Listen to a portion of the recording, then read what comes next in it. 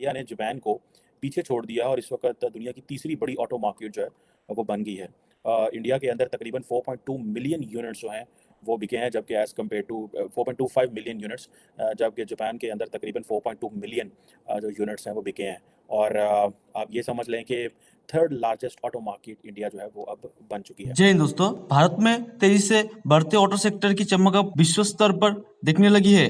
Report के मुताबिक भारत ने पिछले साल गाड़ियों की बिक्री में जापान को पीछे छोड़ दिया है और दुनिया का तीसरा सबसे बड़ा ऑटो बाजार बन गया है। इस लिस्ट में सबसे ऊपर चीन है, जबकि दूसरे स्थान पर अमेरिका है। शुरुआती रिपोर्ट के आधार पर भारत में नए वाहनों की कुल बिक्री लगभग 4.25 मिलियन यूनिट रही, जबकि जापान में बची गई गाड़ी की संख्या 4.2 मिलियन यूनिट है। ये बहुत बड़ा, अगर आप दुनिया का टोटल डाटा देखें 2021 में आप जाएँ तो जो चाइना था वो 26.26 मिलियन व्हीकल्स जो बिकी थी वहाँ पे, 26.27 मिलियन व्हीकल्स। अमेरिका में 15.4 मिलियन व्हीकल्स जो बिकी थी और जापान में 4.44 मिलियन थी। जबकि अब जापान जो है उसको उन्होंने 4.44 से 4.2 आ गया and India has crossed from जो है 4.25 पे पहुँच गया। और ये आप देखें कि अगर इंडिया की पॉपुलेशन को आप देखें, वहाँ की सिचुएशन को आप देखें, अब आप इससे अंदाज़ा लगाया जा सकता है कि इंडिया के अंदर कहा जाता है कि तकरीबन 8.5% जो इंडिया के अंदर जो हाउस होल्ड्स हैं, they own passenger vehicle in 22, according to, ये मैं बात कर रहा हूँ ब्रिटिश रिसर्च फॉर्म है, यूरोमॉनिटर ने ये उसकी रिसर्च है कि अब आप इमेजिन करें कि 8.5% इंडियन हाउस होल्ड है। सो इट मीन्स कि अगर आप इंडिया के अंदर स्पेस देखें तो बहुत ज़्यादा स्पेस है। सो आप इमेजिन कर लें 8.5% of the Indian households as per the British research form Euromonitor ये कह रहे हैं। ठीक है जनाब, ये तो कुछ भी नहीं है, लेकिन इंडिया की आबादी इतनी ज़्यादा है। अगर आप आबादी पे जाएँ तो आपको पता है कि जो इंडिया है वो क्रॉस करने वाला है चाइना को इन टर्म्स ऑफ पॉपुलेशन। और अगर इंडिया जो है वो क्रॉस करता है पॉपुलेशन को तो इंडिया तो बहुत बड़ी मार्केट है। अब अगर आप इसमें ये देखें कि वैसे तो ये जो ओमिक्रॉन और पेंडेमिक्स ये सारा कुछ इसने भी इंडिया और चाइना की और सब मार्केट्स को बड़ा स्लो किया, लेकिन ज़ाहिर बात है इंडिया जो है वो इस वक्त इस चीज़ में लीड कर रहा है that they have a lot of space. अभी अगर आप ये देखें कि ये जो क्या नाम है इसका, गवर्नमेंट की किसी किस्म की कोई इंडिया के अंदर इतनी लंबी चौड़ी जो सब्सिडीज़ हैं इलेक्ट्रिक व्हीकल के ऊपर भी नहीं है, और गवर्नमेंट पैसा तो लगा रही है। अब देखिए ना 1.4 बिलियन लोग हों और ये क्रॉस करने जा रहा है और कहा जा रहा है कि 2060 तक जो है इंडिया की ये पॉपुलेशन बढ़ती रहनी है। और मज़े की बात है कि इनकम भी इंडिया के अंदर बढ़ रही है, जो कि दैट गिव्स अ मैसेज कि भाई इंडिया कितनी बड़ी मार्केट है।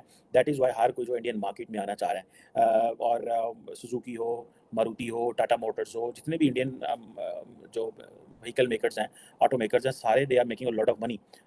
और इसमें ये चीज़ है। अगर आप पाकिस्तान में आ जाएँ तो पाकिस्तान की तो खबर ये है कि सुजुकी जो है उसने अपने प्लांट शट बंद कर दिए, टोयोटा ने अपने प्लांट जो है वो बंद कर दिए, इंडस मोटर जो है, और कीमतें ऐसे पहुंची हुई हैं आसमानों पे जैसे क़यामत आ गई है। क़यामत वाली कीमतें हैं और गाड़ियाँ मिलती नहीं हैं। मैंने रिसेंटली जिन दोस्तों को भी गाड़ी लेते मैंने सुना है, वो कह रहे हैं कि गाड़ी हम ले रहे हैं, तो ट्रस्ट करें, हर बंदे की चीखें निकल रही हैं in terms of prices. And second वो कह रहे हैं मार्केट में गाड़ी भी नहीं है। Thanks to the government of Pakistan, thanks to our politicians कि ये जो है ये सारी चीज़ें मैनेज कर रहे हैं हमारे लिए कीमतें महंगी करते हैं, हमारे लिए गाड़ियाँ लेनी मुश्किल कर दी हैं, हमारे लिए इकॉनमी हमारी ख़राब की है। आप देखिए ना, अब कितनी, ये भी एक मैं समझ रहा हूँ कि इंसल्ट होती है। इमरान खान भी ये काम कर रहे थे और ये हुकूमत भी ये काम कर रही है। अब आईएमएफ कमीशन ये कह रहा है और आईएमएफ ये कह रहा है कि पाकिस्तान की जो लीडरशिप ने ये कहा है कि हमें आईएमएफ के एमडी की कॉल आई है। वो कह रहे हैं आईएमएफ ने एमडी ने जो कॉल की थी वो on the request of the Pakistani prime minister की है। मुझे याद है कि पाकिस्तान के जो साबिक वज़ीर आज़म इमरान खान थे, वो भी ऐसी हरकतें किया करते थे कि जब कॉल आती करनी, होता ये था कि रिक्वेस्ट करते थे किसी मुल्क को। आई नो पर्सनली, मिसाल के तौर पे आई थिंक यूरोपियन यूनियन के प्रेसिडेंट को उन्होंने कॉल करना चाह रहे थे इमरान खान साहब, और जब ये रशिया से वापस आए तो ये कॉल करना चाह रहे थे, तो इन्होंने उनको रिक्वेस्ट डाली, उन्होंने कॉल बैक की। तो मुझे किसी बड़े खास बंदे ने ये बताया कि जो press release prime minister house से जारी हुई, उस प्रेस रिलीज में लिखा हुआ था कि इमरान खान को जो है वो यूरोपियन यूनियन के प्रेसिडेंट ने कॉल की है।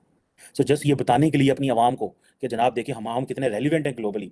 इस वक्त के जब पाकिस्तान की जो इकॉनमी के ऊपर बड़ा प्रेशर है, हमें एक एक डॉलर चाहिए, हम अब उस वो हम इंतज़ार कर रहे हैं कि हमें 1.12 बिलियन डॉलर की जो किस्त है आईएमएफ दे दे, और हम ये कह रहे हैं जनाब कि वो जो हमें जो है ना कॉल आई है, बजाय इसके कि वो आईएमएफ वाले कह रहे हैं कि नहीं, हमने ये call on the request of the Pakistani prime minister ये कॉल की है। जबकि दूसरी तरफ आप देखें कि जो एक्सचेंज रेट है पाकिस्तान में वो इतना ज़्यादा डिफरेंस है कि कहाँ 227 रुपये मार्केट में और कहाँ पे वो जो है ओवरऑल कुछ 40-50 रुपये का फ़र्क है। अब दूसरी तरफ अगर आप देखें इंडिया का, आप देख लें तो ये चीज़ें जो आपको सामने नज़र आएंगी। अब देखिए ना, दिस इज सो सारे का सारा जो वेस्ट है and they are picking India up. अभी जापान ये फैसला कर रहा है कि जो G20 का सेशन हो रहा है ठीक है जी। 19 मई को वहाँ पे मेरा ख़्याल है कि जो इंडिया को बुलाया जा रहा है। इससे पहले इंडिया को जो 2019 से 2019 से फ्रांस ने बुलाया, यूएस ने 2020 में एक कॉन्फ्रेंस करनी थी लेकिन कैंसल हो गई। यूके ने 2021 में की, प्राइम मिनिस्टर मोदी वहाँ पे आई थिंक गए थे शायद, if I am not wrong, या वर्चुअली अटेंड की थी।